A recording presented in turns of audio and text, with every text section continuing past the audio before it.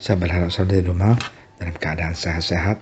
Tolong ikutin protokol kesehatan, jangan ada kerumunan, dan tidak penting tidak usah kita meeting ya. Jangan ngongkot terus di pasar ataupun di restoran ataupun di mana ya. PPKM baru buka sedikit, kita sudah kumpul. Tolong please jaga kesehatan. Oke, mari kita berdoa. Terima kasih Tuhan Yesus atas kebaikan Engkau. Biarlah hari ini kita sungguh bisa dikuatkan oleh firman Engkau. Terima kasih Bapa, dalam nama Engkau Tuhan Yesus, hamba Engkau serahkan semuanya tangan Engkau. Haleluya. Amin. Saudara sekalian, aku baca satu cerita karena saya adalah seorang yang paling suka main tenis ya. Jadi tenis itu adalah my hobi gitu loh ya. Ada satu orang namanya Arthur Ashe. Ya, dia adalah legenda badminton ya, orang hitam yang pertama yang menang atas David Cups dan Wimbledon dan juga Australia Open or whatever lah ya di tahun 1970-an. Dan beliau pintar sekali, baik sekali. Tapi tiba-tiba di tahun 83 dia ada masalah di jantung, operasi, dan tidak sengaja bahwa darah yang dipakai itu, yang masuk ke tubuh dia itu, yang sudah kena HIV. Akhirnya pada dulu nggak seperti sekarang, penyakit HIV itu nggak ada obat. Seperti sekarang masih bisa tahan ya, tapi juga akan tunggu meninggal juga. So what happened is, dia sedih sekali, dan of course banyak orang yang senang sama dia juga sedih. Dan dia dapat satu surat ya, sepucuk surat dari orang yang sedih ya. Orang itu tanya, Mr. Arthur, why did God have to select you for such a bad disease?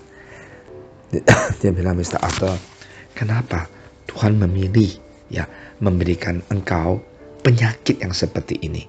Toh kamu tidak main perempuan, kamu tidak macam-macam karena operasi ya, infus darah dan terjadi. Dan Arthur itu balas surat anak muda ini. Dia bilang, hai anak, terima kasih atas kasih sayang engkau dan pertanyaan engkau aku akan jawab. Dia bilang 50 juta orang ya main tenis, dia bilang, dan 5 juta orang belajar ya pakai coach ya dengan pelatih. Dia bilang dunia inilah kurang lebih kayak gitu ceritanya, main tenis dia bilang.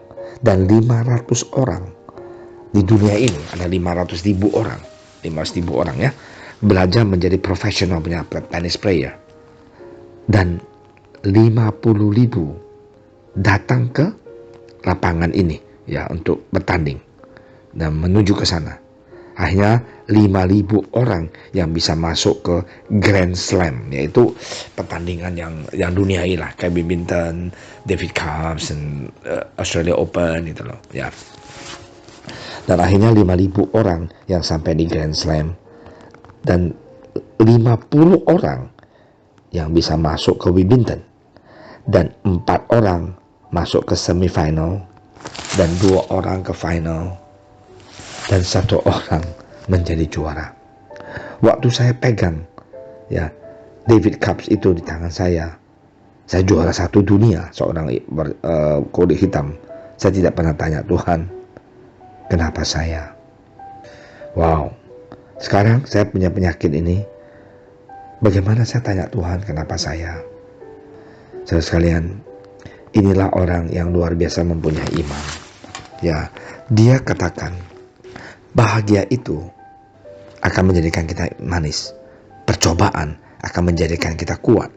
Kesedihan akan menjadikan kita manusia. Kegagalan akan menjadikan kita orang yang rendah hati. Sukses akan menjadikan kita bertumbuh. Tetapi hanya iman yang bisa menjadikan kita jalan terus. Wow. Saudara sekalian, firman Tuhan hari ini mengatakan, tetapi tanpa iman tidak mungkin orang berkenan kepada Allah. Sebab barang siapa berpaling kepada Allah, ia harus percaya bahwa Allah ada dan bahwa Allah memberi upah kepada orang yang sungguh-sungguh mencari Dia. Saudara sekalian, Arthur mengatakan ini karena dia tahu iman dia itu ada di dalam dia. Marilah kita jadi anak Tuhan. Iman kita juga di dalam Tuhan Yesus. Jangan kita goyah. kita percaya iman yang diberikan Tuhan dalam hidup kita ini dan pengharapan, yaitu hidup yang kekal, bukan di dunia ini saja, tapi hidup kita yang akan datang. Mari kita serahkan kepada Tuhan Yesus. Jangan kita khawatir, ya, pandemi ini begitu lama belum selesai. Taruhlah iman kita pada Tuhan, minta Dia tolong, dan Dia pasti buka jalan. Karena Tuhan Yesus cinta dan sayang pada kamu dan saya. Dan ada satu ayat lagi mengatakan apa? Dan meminta kepada Allah Tuhan kita Yesus Kristus, yaitu Bapa yang mulia, itu supaya memberikan kepadamu roh hikmat dan wahyu untuk mengenal Dia dengan benar, di Efesus 1 ayat 17. Dan supaya Ia menjadikan mata hatimu terang, agar kamu mengerti pengharapan apakah yang terkandung dalam panggilannya, betapa kayanya kemuliaan bagian yang ditentukannya bagi orang-orang kudus. Jadi saudara sekalian, jangan kita khawatir. Ini janji Tuhan, Dia akan memberkati kita, Dia akan menolong kita, Dia akan membuka mata rohani kita, kasih kita satu visi dan ngerti pengharapan kita bukan di dunia ini, tetapi di dalam Dia yang memberikan kita hidup yang kekal. Tuhan Yesus, terima kasih atas firman Engkau yang begitu luar biasa.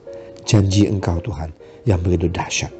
Tuhan, tolonglah kami. Kadang-kala kami tidak mempunyai iman. Kadang-kadang kami menaruhkan iman kami di dalam otak kami, dalam apa yang kami lihat. Tapi hari ini kita belajar, biarlah iman kami ada di dalam Engkau. Dalam nama Engkau Tuhan Yesus kami berdoa. Dan sekali lagi kami berdoa untuk berada sister kami, teman-teman kami yang kena COVID. Sembuhkan mereka, tolonglah mereka.